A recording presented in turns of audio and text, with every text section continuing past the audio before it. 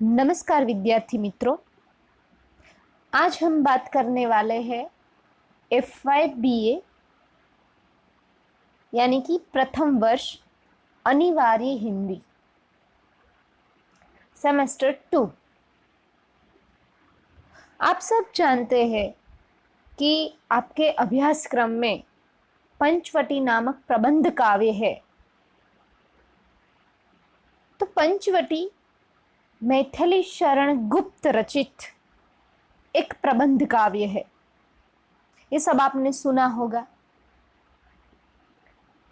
दोस्तों, यदि हमें भारतीय संस्कृति का परिचय लेना है, हमें भारतीय संस्कृति से हूबहू होना है, तो आवश्यक रूप से हमें हमारे भारतीय संस्कृति की जान पहचान के लिए, भारतीय संस्कृति को पहचानने के लिए, भारतीय संस्कृति को समझने के लिए एक और दृष्टि हमें साहित्य की ओर करनी ही पड़ती है। चाहे वो संस्कृत साहित्य हो, चाहे वो हिंदी साहित्य हो, या फिर गुजराती साहित्य हो, या अंग्रेजी लिटरेचर हो। हम सब हिंदी साहित्य से भली भांति परिचित है। कई ऐसे महान कवि हिंदी साहित्य में हो चुके हैं जिनसे हमें आम मनुष्य को जीने की, व्यवसाय की, सामाजिक, आर्थिक, राजनीतिक आदि विद्या का परिचय प्राप्त होता है। तो ऐसे ही एक कवि है जो भारतीय संस्कृति की महिमा, गरिमा के अमीर गायक कहलाए गए हैं। स्वाधीनता संग्राम के सारस्वत उत्प्रेरक कहे गए हैं और संस्कृति के उत्कृष्ट व्याख्याता ऐसे है मैथिली शरण गुप्त, जिसने पंचवटी नामक प्रबंध काव्य की रचना की है।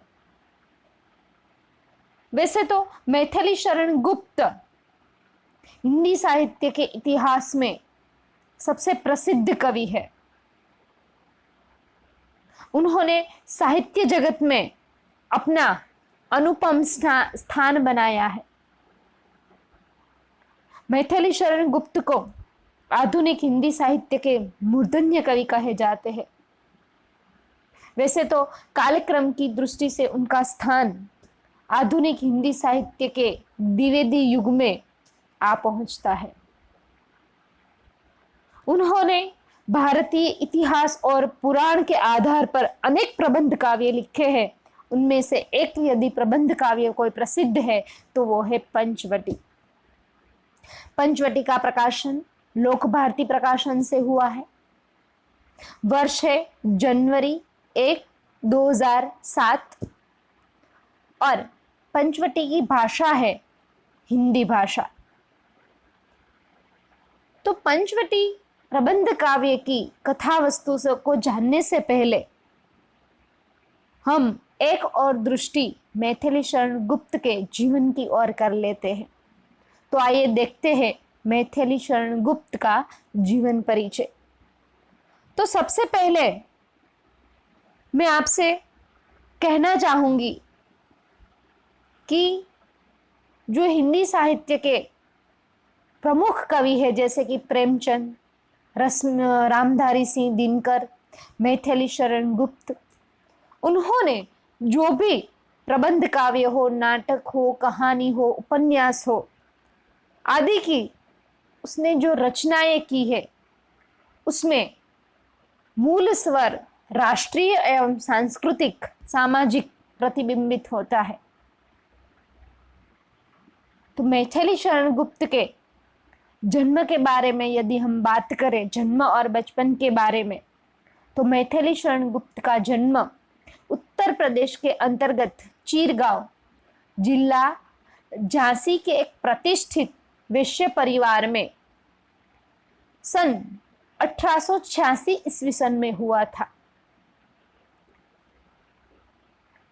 3 अगस्त 1886 में उसका जन्म चीरगांव में हुआ था। झांसी जिला है।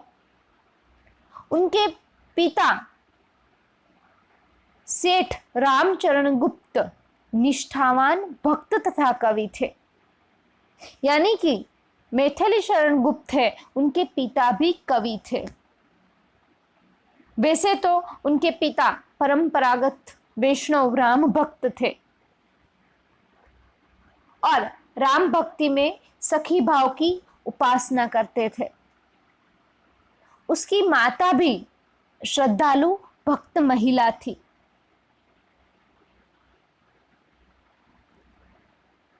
रामचरण गुप्त ने अपने पुत्र का नाम रखा था मिथिलाधिपति नंदिनी शरण। जी हाँ दोस्तों, इतना बड़ा नाम किसी और का नहीं, लेकिन था मैथिली शरण गुप्त का। तो कैसे उनका जो ये नाम मैथिली शरण गुप्त है वो कैसे हुआ? तो वो पाठशाला में जब पढ़ने के लिए जाते हैं तो रजिस्ट्रार के लिए ये बहुत बड़ा नाम पड़ता था। इसीलिए उसके अध्यापक ने उसे छोटा कर संक्षिप्त कर मैथिली शरण कर दिया और आज का यह राष्ट्रव्यापी नाम जो हमें दिखाई पड़ता है वो है मैथिली शरण गुप्त। तो उसके माता और पिता दोनों ही वैष्णव थे, तो स्वाभाविक रूप से गुप्त जी भी पर वैष्णव थे।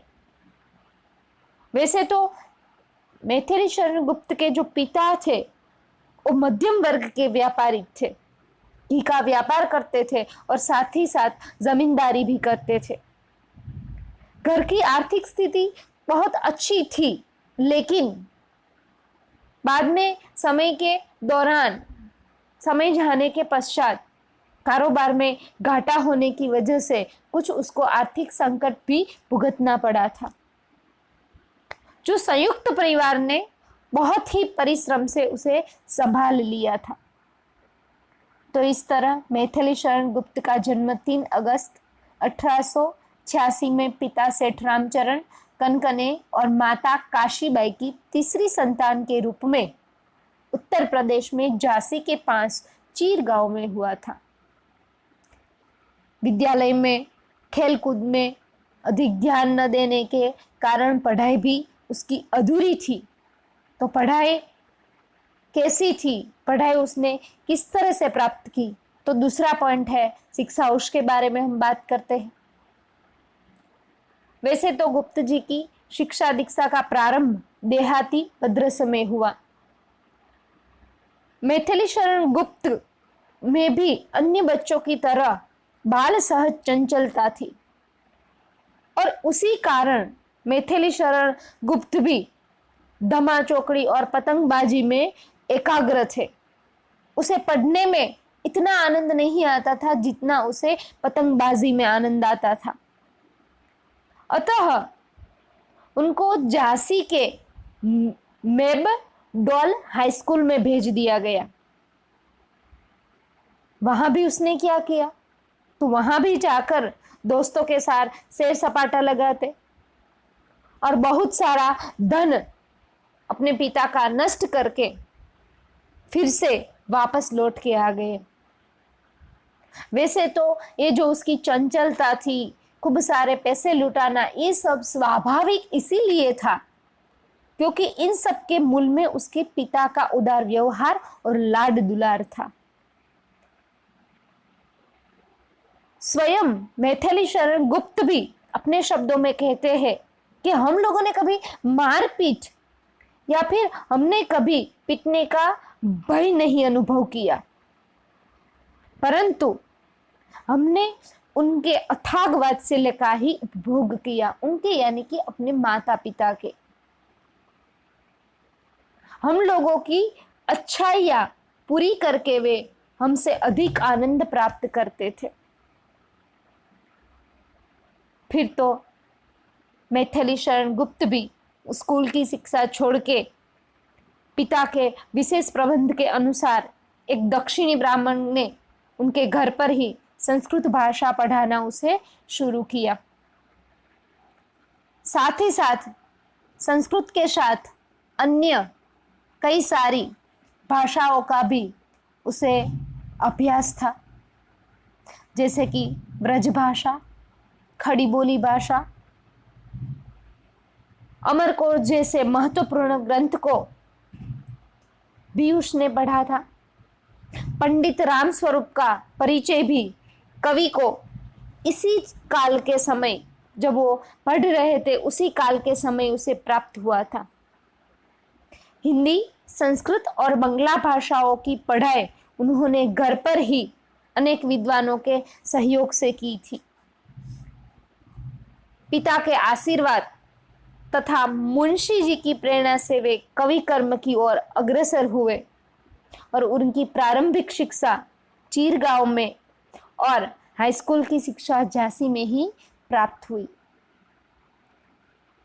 उसके बाद उसके विवाहित जीवन की ओर दृष्टि करें तो मैथिली शरण गुप्त वैसे तो एक भरे पूरे परिवार के व्यक्ति थे। उनके कहा जाता है कि उनके 4 भाई थे, महाराय दास, श्री राम किशोर, सियाराम शरण और चारूशीला चरण जी। उनके भाई सियाराम शरण गुप्त भी बचपन से ही मैथिली शरण गुप्त की तरह ही काव्य रचना करते थे। बाद में वे हिंदी के ख्यातनाम लेखक कवि सिद्ध भी हुए। तत्कालीन सामाजिक पुरानी परंपराओं के अनुसार मैथिली शरण गुप्त का विवाह 9 साल की उम्र में उसकी माता ने तय कर दिया। किसके साथ? सरयू देवी के साथ उसकी माता ने उसका विवाह तय किया। दुर्भाग्यवशात उनकी मृत्यु अल्पवायु में ही हो गई। किस तरह से हुई थी? तो प्रसव पीड़ा में उसकी पत्नी का देहांत हुआ था। तत्पश्चात उसने दूसरा विवाह किया, उसका नाम था रमा।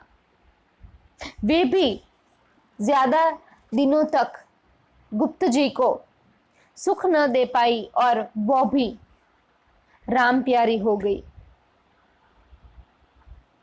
दूसरी पत्नी रंभा भी उन्हें अधिक सुख न दे पाई, वो भी चली गई। इच्छा न होने पर भी उसके चाचा जी ने उसे बहुत कहा, उसे बहुत मनाया, इसीलिए गुप्त जी ने तीसरी शादी की। लेकिन वो भी, उसकी तीसरी पत्नी भी उसके साथ बहुत दिनों तक नहीं रह पाई। पर हाँ, अनेक संतानों के पिता बनने का सौभाग्य उन्हें प्राप्त हुआ था।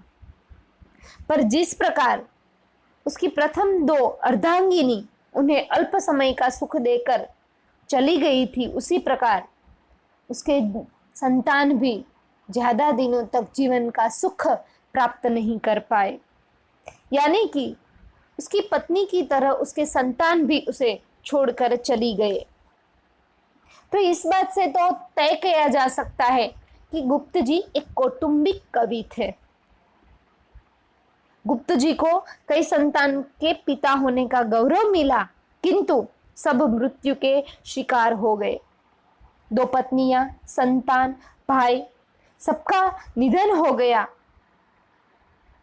और इन आघातों के बीच कवि का जीवन निर्भर था। उसके बाद हम बात करेंगे काव्य सृजन की प्रेरणा। कवि को काव्य सृजन की प्रेरणा कहाँ से प्राप्त हुई थी? तो मैथिली शरण गुप्त को महावीर प्रसाद द्विवेदी जी ने कवि कर्म करने के लिए प्रेरित किया था। महावीर प्रसाद द्विवेदी जी की प्रेरणा से गुप्त जी ने खड़ी बोली को अपनी रचनाओं का माध्यम बनाया और अपनी कविता के द्वारा खड़ी बोली को एक काव्य भाषा के रूप में निर्मित करने में अथक प्रयास किया। इस तरह ब्रज भाषा जैसी समृद्ध काव्य भाषा को छोड़कर समय और संदर्भों के अनुकूल होने के कारण नए कवियों ने इसे ही अपना काव्य अभिव्यक्ति का माध्यम बनाया। हिंदी कविता के इतिहास में यह गुप्त जी का सबसे बड़ा कहा जाता है कि योगदान है। उसके अतिरिक्त मुंशी अजमेरी के परिचय से प्रोत्साहित होकर भी मैथिली शरण गुप्त ने काव्य रचना की प्रवृत्ति जारी रखी। अभी अभी मैंने बताया कि महावीर प्रसाद द्विवेदी के संपर्क में आने से वे ब्रज भाषा को छोड़कर खड़ी बोली की ओर झुके थे। द्विवेदी भाषा के परिमार्जित रूप के आग्रही थे। गुप्त जी ने अपनी हेमंत शीर्षक कविता सरस्वती छपने के लिए भेजी, किंतु छपने में देरी होने के कारण मोहिनी नामक पत्रिका में प्रकाशित करवा दी। वैसे तो मैथिली शरण गुप्त ने ये जो कदम उठाया था, उससे जो द्विवेदी जी थे वो बहुत दुखी हुए थे, क्योंकि इसी कविता को उन्होंने सुधार कर सरस्वती में छापी थी। फिर तो क्या, तो फिर तो गुप्त जी ने नियमित रूप से अपनी कविता सरस्वती में लिखने लगी। तो काव्य सृजन की प्रेरणा उसे महावीर प्रसाद द्विवेदी जी के संयोग से मिली, तो उसके वो काव्य गुरु थे। जैसे जैसे उसकी कविताएं छपती गई, वैसे वैसे जो मैथिली शरण गुप्त है वो प्रसिद्ध होते गए। उसकी लोकप्रियता और प्रतिष्ठिता कई चारों दिशाओं में फैलने लगी। उनकी पुस्तक रूप में प्रथम रचना थी रंगमंच, और उसका प्रकाशन हुआ 1910 में। उसके बाद तो जयद्रथ, भारत भारती इत्यादि ग्रंथों का प्रकाशन भी हुआ। इसके अतिरिक्त उसने कई सारी कृतियां लिखी है, जो हम नेक्स्ट वीडियो में उसकी कृतियों के विशिष्ट परिचय में हम प्राप्त करेंगे। निधन, जीवन के अंतिम दिनों में उसका स्वास्थ्य बहुत ही बिगड़ने लगा था। उन्होंने सन 1944 में ऑपरेशन करवाया था, उससे उसकी सेहत पर बहुत गहरा असर हुआ। इसी से उसका स्वास्थ्य बिगड़ने लगा। 1962 में उनको एक हृदय रोग का हमला सहन करना पड़ा था, और 1964 में इसी हृदय रोग के तीव्र हमले के कारण 12 दिसंबर 1964 में जो सबके दद्दा कहे गए थे, वो दद्दा लोकप्रिय कवि मैथिली शरण गुप्त चीरगांव को छोड़कर चीर यात्रा पर चले गए। यानी 12 दिसंबर 1964 में उनका निधन हो गया। लाखों प्रशंसकों और काव्य प्रेमियों ने उसके स्वर्गवास पर जो दुख मनाया था वो हृदय द्रावक था। लाखों प्रशंसकों और काव्य प्रेमियों को छोड़कर वो स्वर्गवास चले गए थे। उसके निधन पर कई कवियों ने श्रद्धांजलि के रूप में 2 शब्द भी कहे थे। वैसे तो गुप्त जी हिंदी के महाकवि थे, भारतीय संस्कृति के प्राचीन आदर्शों के गौरव उद्गाता कहे गए थे। राष्ट्र की भावनाओं को गीतबद्ध करने वाले वे केवल एक ही राष्ट्र कवि थे। इसीलिए उसे कई सम्मान और पुरस्कार भी प्राप्त हुए थे। राष्ट्रकवि मैथिली शरण गुप्त ने अपने जीवन के दौरान बहुत सारे आदर सम्मान प्राप्त किए थे, जैसे कि भारत भारती ने ये उसकी जो कृति है उससे गुप्त जी को राष्ट्रकवि का सम्मान मिला था। सन 1935 ईस्वी सन में उसके प्रसिद्ध महाकाव्य साकेत को हिंदू एकेडमी ने पुरस्कार प्रदान किया था। हिंदी साहित्य सम्मेलन प्रयाग की ओर से साकेत को, उसकी जो साकेत कृति है, उसको मंगला प्रसाद पारितोषिक भी अर्पण किया गया था। हिंदी साहित्य सम्मेलन की ओर से पीएचडी की उपाधि प्रदान की गई थी। आगरा विश्वविद्यालय से उन्हें डीलिट की उपाधि प्राप्त की गई थी। सन 1960 ईस्वी सन भारत के तत्कालीन राष्ट्रपति डॉक्टर राजेंद्र प्रसाद ने उन्हें राष्ट्रकवि मैथिली शरण गुप्त अभिनंदन ग्रंथ अर्पित किया था। तो ऐसे तो कई सारे सम्मान पुरस्कार उसे प्राप्त हुए थे। उसके व्यक्तिगत विशिष्टता के बारे में हम बात करें तो सब जानते हैं कि मैथिली शरण गुप्त वैष्णव भक्ति भाव और गांधीवाद का प्रभाव उस पर गहरा पड़ा था। यदि हम उसकी अच्छाई के बारे में, उसके व्यक्तित्व के विभिन्न पहलू के बारे में बात करें तो सबसे पहला हमारे सामने आकर खड़ा होता है उसकी सरलता। उसी सरलता, उदारता, विनम्रता और आत्मीयता के कारण उसे सबके वो दद्दा माने जाते थे। उनका हृदय समन्वयवादी दृष्टिकोण वाला भक्तिवादी था। उनके काव्यों में वैष्णव भक्ति का गहरा प्रभाव था। उसकी दूसरी विशेषता के बारे में बात करें तो उसका दृष्टिकोण है वो मानवतावादी था। प्रेम उनके जीवन का अमूल्य रत्न था। प्रेम उनके हृदय का महान खजाना कहा गया था। इसी मानवतावाद से प्रेरित होने के कारण वे मनुष्य के बीच के भेद को व्यर्थ समझते थे। वो मनुष्य को जाति से न तोलकर एक मनुष्य के रूप में देखते थे।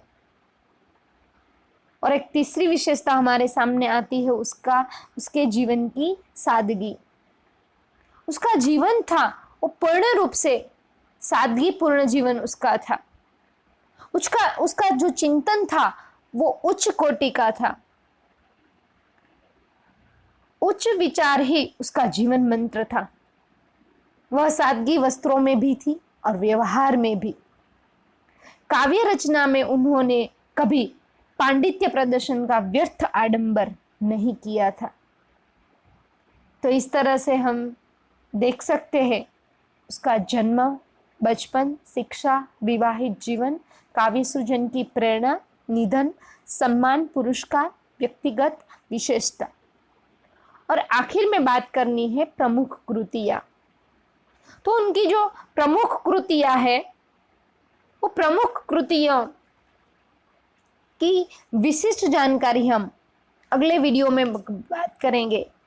लेकिन दो चार जो उसकी प्रमुख कृतियां है जैसे कि जयद्रथवत, पंचवटी, द्रापर, साकेत, यशोधरा, जय भारत, ये बहुत ही प्रसिद्ध महत्वपूर्ण उसकी कृतियां है। तो इस तरह से हम कह सकते हैं कि राष्ट्रकवि मैथिली शरण गुप्त ने 20वीं सदी के आरंभ के साथ अपनी काव्य यात्रा का आरंभ किया और सदी के मध्यम तथा उनके कुछ वर्ष बाद उन्होंने 40 से ऊपर मौलिक काव्य कृतियों की रचना भी की है। उसके अतिरिक्त उसने अपनी कृतियों में सामाजिक, आर्थिक, व्यवहारिक पहलुओं को प्रतिबिंबित करने का प्रयास किया है। खास रूप से राष्ट्रीयता पर उसने बहुत बड़ा प्रभाव डाला है। उनकी प्रमुख कृतियों के बारे में चर्चा करने से हमें पता चलता है कि उसकी कृतियों में कहाँ राष्ट्रीयता के दर्शन होते हैं, कहाँ सामाजिकता के दर्शन होते हैं, कहाँ व्यवहारिकता के दर्शन होते हैं। तो उनकी प्रमुख कृतियों के बारे में हम नेक्स्ट वीडियो में बात करेंगे। अस्तु।